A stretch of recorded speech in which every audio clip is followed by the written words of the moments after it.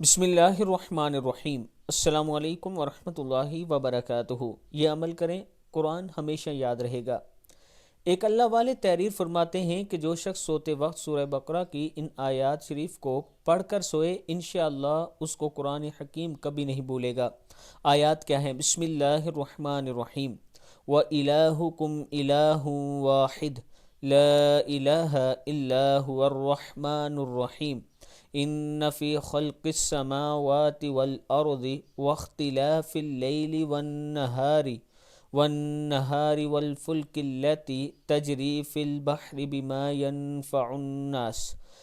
ينفع الناس وما أنزل الله من السماء من ماء فأحيا به الأرض بعد موتها وبث فيها من كل دابة وتصريف الرياح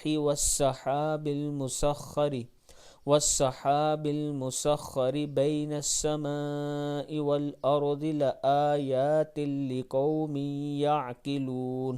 صدق اللہ العظیم۔